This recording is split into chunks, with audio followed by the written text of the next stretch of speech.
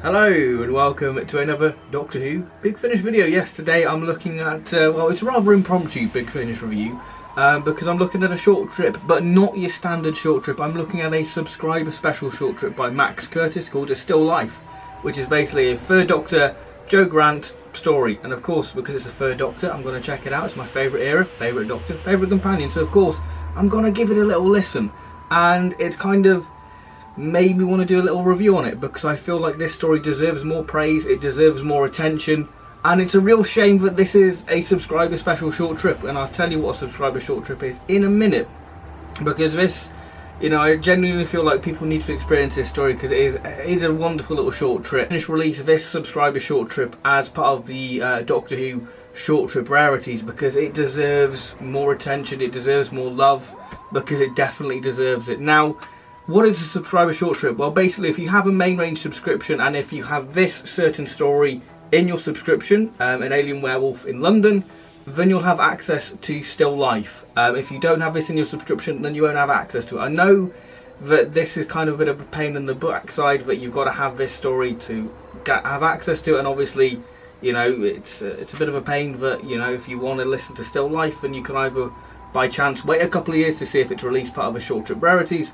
or just take out a subscription. I know it's quite an expensive thing, but you know, it's a nice little added bonus to your subscription because every couple of months you get a little short trip thrown in your account, and you know, bonus. So if you have an alien werewolf in London in your account, then you can go and check it out, and it's definitely worth checking out. Believe me, it's definitely worth giving a listen, because I'm a big advocate of, you know, supporting the underdog ranges. I'm a big fan of supporting the companion chronicles, the early adventures and the short trips, so I like to spread awareness. So if you have a subscription and you're not aware that you get these little bonuses, then, you know, go and try them out. And if you're thinking of getting a subscription, then this might be a little thing to sway you to get it as well, because Still Life definitely deserves some attention. So that's what I thought I'd do today. So I'm going to review Still Life.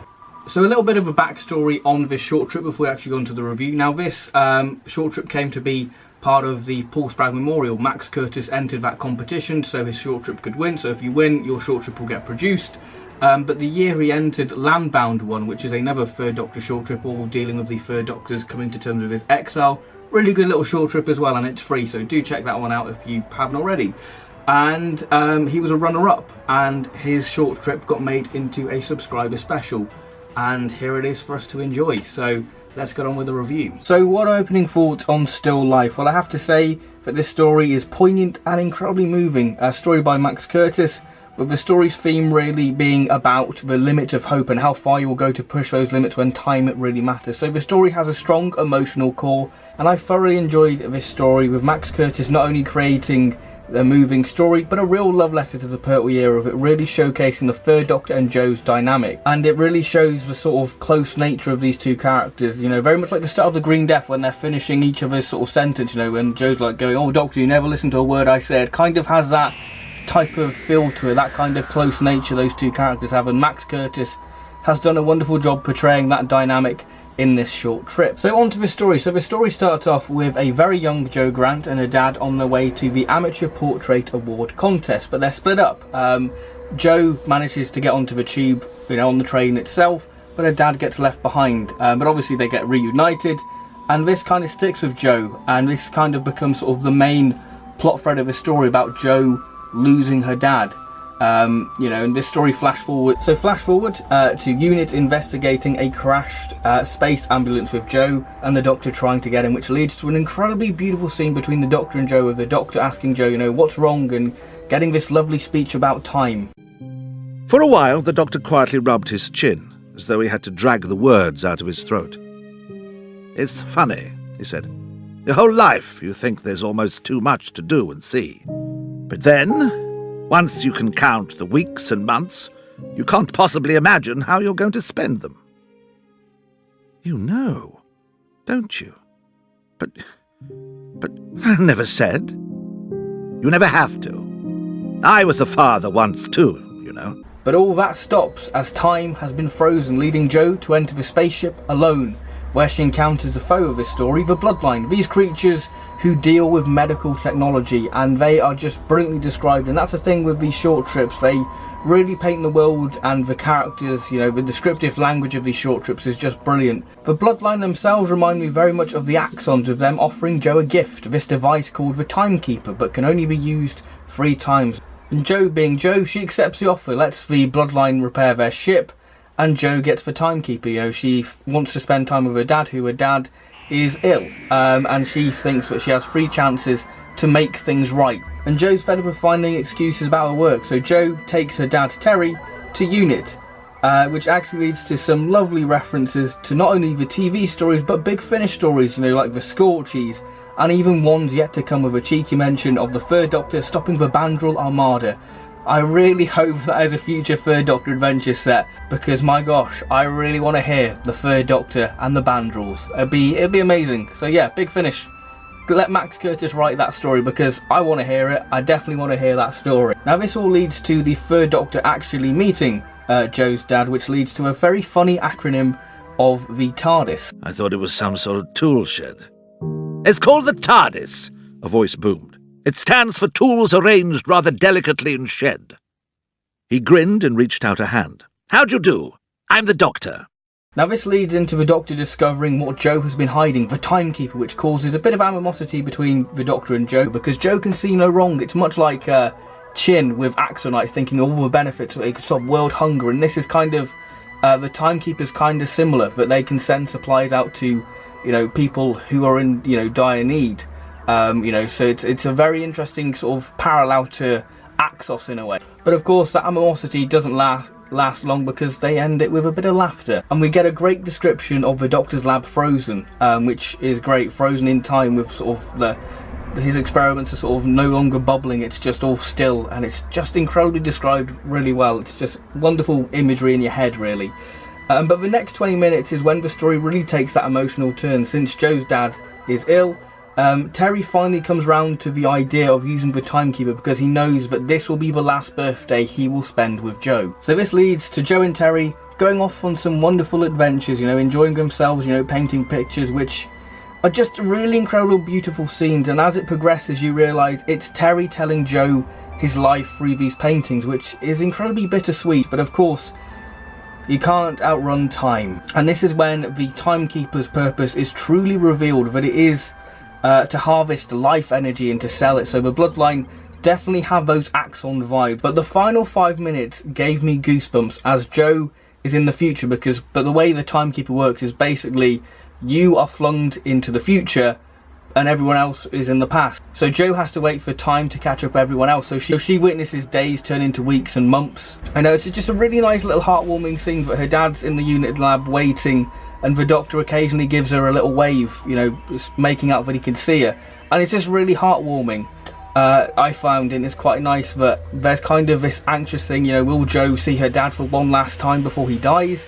It's just an incredibly little beautiful section within the story. But of course, Joe does manage to see her dad one final time. And it's really nice, because this story really does link back to the start. It harks back to the beginning of the story, with the amateur painting contest. And we see, you know, the story ends with, you know, Joe and her dad doing that one last sketching, what they never got round to doing when they froze time, which was still life. And it's really sort of a bittersweet and kind of a heartwarming. So the ending, you get so many emotions. You get sort of a heartwarming thing that Joe and her dad were able to spend time with each other, but also you kind of feel just emotionally drained by that sort of gut punch, really. By how it links back to the start. It's just incredibly, it's just beautiful. So what are my overall thoughts on Still Life? Well, I just think it's beautiful, incredibly powerful, moving and heartwarming at times. The characterization is excellent. Max Curtis has really captured the Doctor with that sort of grand showman-like quality when presenting gadgets with a flourish, and that stern authoritative nature, and even down to the mannerisms of him stroking his chin. It's just, and of course, wonderfully brought to life by Stephen Critchlow. And I think that he does a pretty good Third Doctor impression. I think that Stephen Critchlow really captured that kind of sharp, direct, you know, tone of the Third Doctor, and you can instantly go, yeah, that's the Third Doctor. I think that he does a wonderful job bringing the Third Doctor to life within this story. And Joe again is wonderfully brought to life, as this is her story. This is a great character piece for Joe. This is a story plays on her innocence, her vulnerable nature. And you realise in this story that Joe is far more than your standard Doctor Who assistant. You know, this story, you know, explores the strain of unit life and why it's the best job. You know, it just shows a lot more to Joe's character than what we see on screen. You know, the story itself is a very new series in terms of the concept and the idea of it, because obviously it is expanding a companion, but it also has some of the hallmarks what makes a Pertwee story great. It generally feels like a great amalgamation of, you know, a new series style story meets a Pertwee story. It is just a true, good, solid Pertwee story, and is just a love letter to that era. So my overall rating for Still Life is a 9 out of 10. I think that it's incredibly powerful, moving and heartwarming as a story. It's a great character piece for Joe, and it really showcases the dynamic between the Third Doctor and Joe, and it's great that Joe can have that bit of development what we never got to see on screen. So it's really nice to know more about Joe's family. It is a really great story for that, and I just love it. It's got some really nice funny moments, and it definitely does feel like it is a story what comes from the heart, and when you listen to that you can tell that this is somebody pouring their heart out, going, this is why I love the Third Doctor era. It definitely has that feel to it, and I really do appreciate that, because I'm a massive Third Doctor fan, so I just love those type of stories what just really gush over the Third Doctor era, because I gush over the Third Doctor era all the time. It's amazing. You know, from the little references, you know, from previous adventures to stories what never have been. It's just an incredible little short trip, which I'm going to give a 9 out of 10. I think that it is. And if you have an Alien Werewolf in London in your subscription, then definitely do check out Still Life. And I really do hope that this becomes a short trip rarity, because this story deserves more attention. It deserves more love, because it definitely deserves it, and I think that's the only criticism I can really say. It needs more people to experience it. It's a real shame that it is a subscriber short trip. It deserves to be part of the main short trip line, because it definitely needs people to experience it, because this is one of my favourite short trips. It is incredibly powerful, beautiful and moving, and like I said, it is a real love letter to the Pertwee era. So thank you very much for watching this review. I hope you have enjoyed it. And I'll see you in my next Big Finish review, which will be another Third Doctor video, which is the Third Doctor Adventures Volume 5, yes, with Prime Mord and Screams of Ghost. Yes, how very exciting. So yeah, thank you very much for watching this review. I hope you've enjoyed it, and I'll see you next time. So thank you very much, and goodbye.